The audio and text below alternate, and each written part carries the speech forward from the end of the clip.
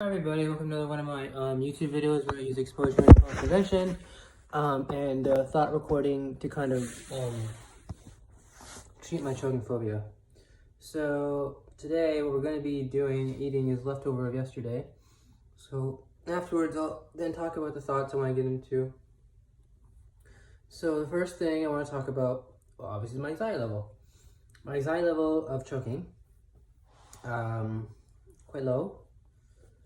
Go with like a 10, like a 9, like a 10, 10. Now let's do the exposure.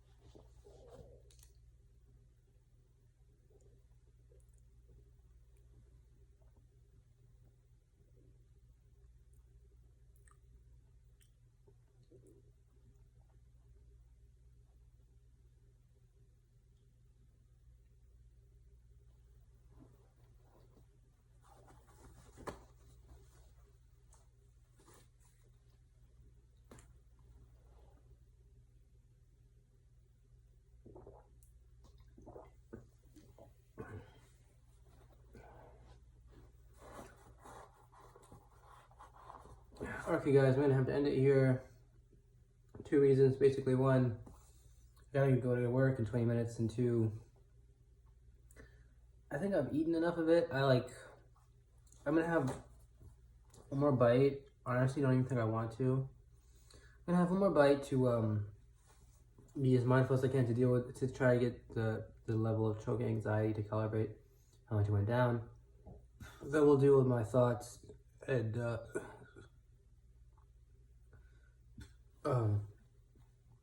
then we'll call it a video.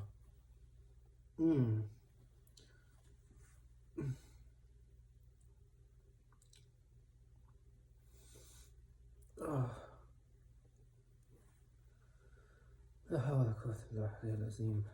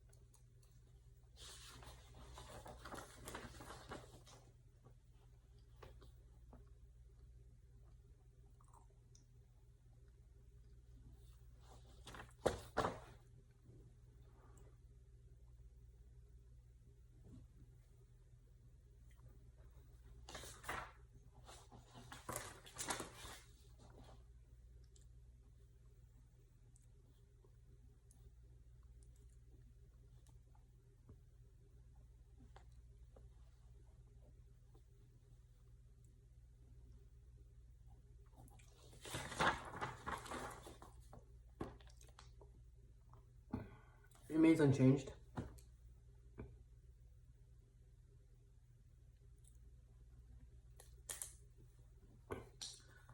Here's something I'm just thinking. I think the marijuana that I smoke, sometimes when I smoke a lot, of it, I think it actually does influence my anxiety. How much so, and to what extent, whether it's good or bad, I have no idea. But I do know cannabis has a relationship with anxiety. And I also think making these videos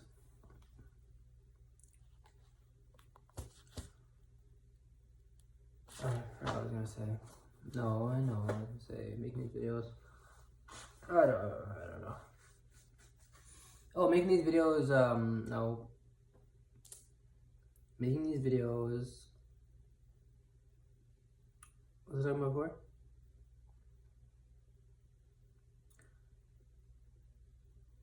I can't remember. Okay. Making these videos is good. Alright, so I'm gonna get my jacket on, we're gonna go outside, we're gonna have a cigarette, we're gonna talk about my thoughts. And trust me guys, even though you guys have no reason to, let's say I'm an honest person. I don't really lie. I'm really bad at lying. In terms of just lying, I'm really bad at lying. Okay. Okay, so basically, I'm looking for my remote right now, okay, so that I can turn off my TV. I don't know where it is. This shouldn't be really far, which doesn't make any sense. It was right here. I don't understand how it just disappears. This is happening a lot. Yesterday, something disappeared. I don't know how it disappeared. More than likely, I just lost it. Anyway, this is driving me crazy now because I can't find my remote control to shut my TV off. I don't know where it is. This is it's one of those things where it's I don't have time to deal with it, so I'm just not dealing with it. I'm sorry. I appreciate this television is on, it's wasting electricity. I just don't care because I can't find the remote. And when I get home, right after all working and everything, I want to relax. Just for a little bit of time until I have to do this crap again. Now I don't have a friggin' remote. You know, I don't even. This is bothering me. I don't even want to just like sit here and be like, no, this is okay, because it's not. I had a remote. All right, you're gonna watch me right now. Look for it or whatever it is you guys are gonna do. I'm getting angry. I'm angry right now because I had a remote. It was literally in my hand, and now all of a sudden it wants to just like disappear, which is fine, except for the fact that it can't because it's a remote. I really, unfortunately, have no idea where it went. And so now when I try to, like, you know, turn the television off or something, I don't know how to. I don't know how to turn the television off. All right, I don't care. Whatever. Like, literally, this is like this is my life. This is where I live. If you guys don't realize, I live basically poverty level, if that, because, you know, I'm not sure exactly why. Like, people say, why don't you just get a job and go to work? Well, first of all, you know, it's kind of, you know, harder said than done. Just get a job and work. For someone who is like me, who has difficulty dealing with different things, then you're slammed with, like, I don't know, 3 major different things in your life. And when I mean different, I don't mean like, you know, here's like an apple and then a carrot and then like a piece of bread. I mean like major traumatic events in their past. It's not like they can just get over it and then be like, all right, I'm going to start, you know, doing things. And I'm not saying that, like, other people haven't done that and they've been better from it.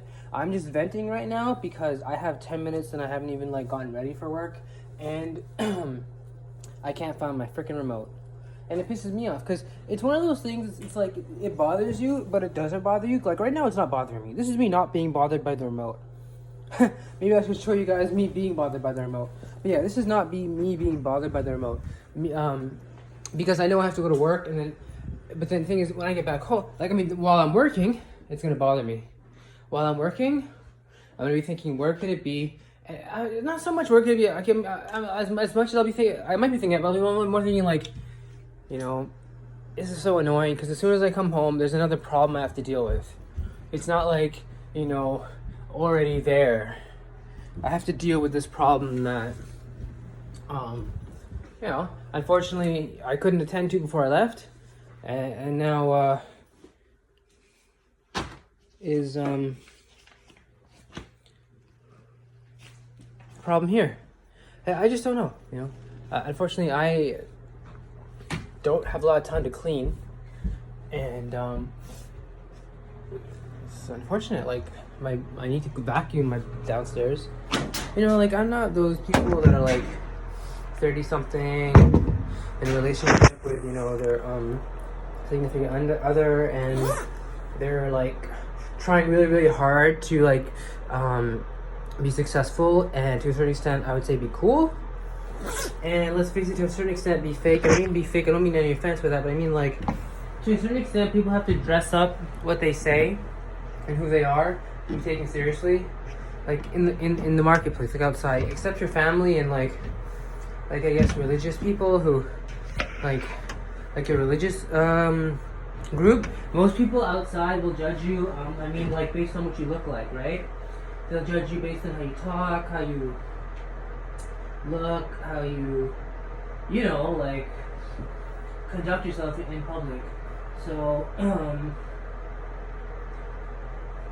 there's a bit of fakeness involved in that, because there's some days you don't want to wake up.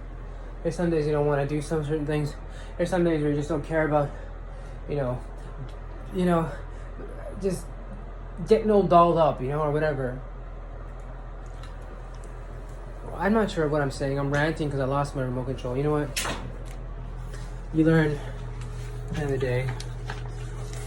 So if you lose your remote control, right? It's just something else kind of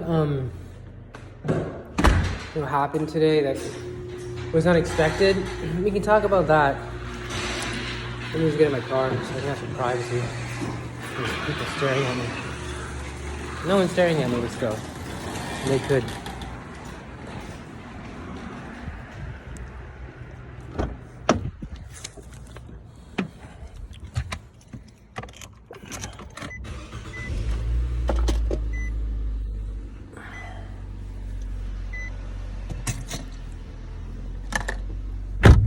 So a couple things happened guess yesterday and today. Yesterday I lost a joint. I was about to smoke the joint. I was going to the restaurant to pick up the rest thing. And I got distracted or something. I forgot where I put it. And I lost it that night, which was yesterday. And then today,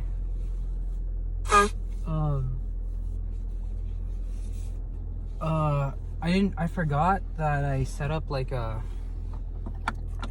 like a donation for poor people for the UN, on behalf of the UN, like funding the UN World Food Program.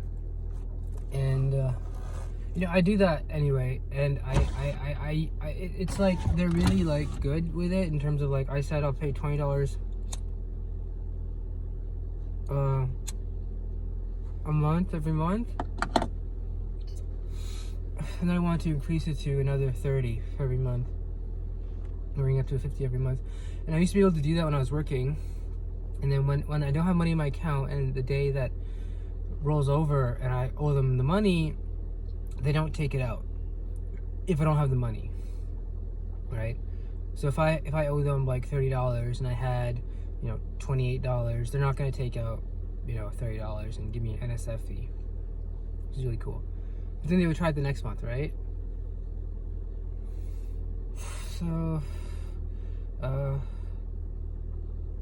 woke up today to realize that they took it out this month, like the $20 is due, I guess, yesterday.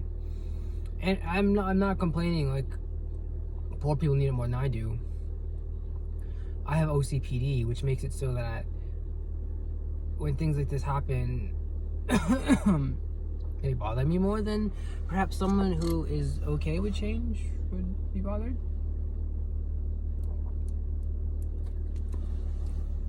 And if you don't know what OCPD is yet, it's basically this, like, you know what an insurance table looks like, right? Certain age, right? They have numbers, right? Person's age when they begin their policy, right?